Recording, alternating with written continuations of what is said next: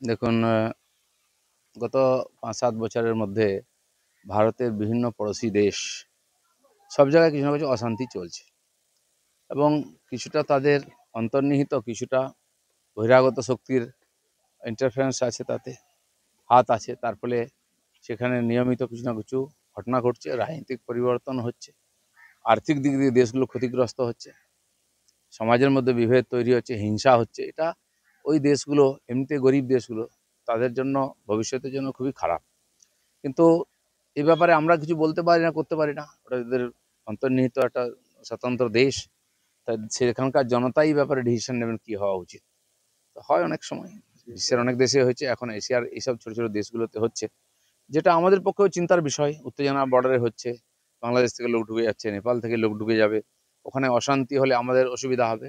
ওইসব দেশগুলোর সঙ্গে আমাদের ব্যবসায়িক সম্পর্ক ভালো আছে, ব্যবসায়িক দিক দিয়েও ভারতের ক্ষতি হবে। তবে আমার মনে হয় বহু দেশকে মাননীয় প্রধানমন্ত্রী নরেন্দ্র মোদীর সহযোগিতায় সেখানে সমস্যা সমাধান হচ্ছে, বিশ্ব হচ্ছে, এখানেও ভারতের সহযোগিতা থাকবে, আমরা তাদের সঙ্গে আছি। আর শান্তি আসবে ওই দেশগুলোতে, আবার তারা এগোবে। দেশের উপরাষ্ট্রপতি সিপি রাধাকৃষ্ণন।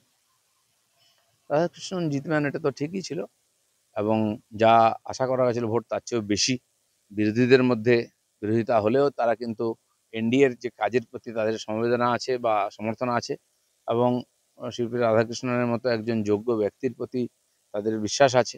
সেই জন্য বিজেপির সঙ্গে বা এনডিএতে না থেকেও বহু সাংসদ ভোট দিয়েছেন। 3 দিনের উত্তরবঙ্গ সফরে মুখ্যমন্ত্রী মমতা বন্দ্যোপাধ্যায় বুধবার জলপাইগুড়িতে এবিপিসি ময়দানে সভা করবেন মুখ্যমন্ত্রী। এখন একটাই যোদ্ধা উনি, বাকিরা তো নিজের নিজের ভবিষ্যৎ নিয়ে চিন্তিত টিএমসিতে, তাই উনি সবই সামলাচ্ছেন। এখন দেখলেন প্রশাসন নিয়ে কিছু করা যাবে না, যা ঘটনা ঘটছে। এখন যাই হোক করে পুরনো লোকেদের ধরে ইলেকশন জেতার জন্য চেষ্টা করছেন, তাই তিনি পুরোপুরি পরিশ্রম করছেন আর কি, তার পার্টিকে বাঁচাবার জন্য। চলো। হিন্দি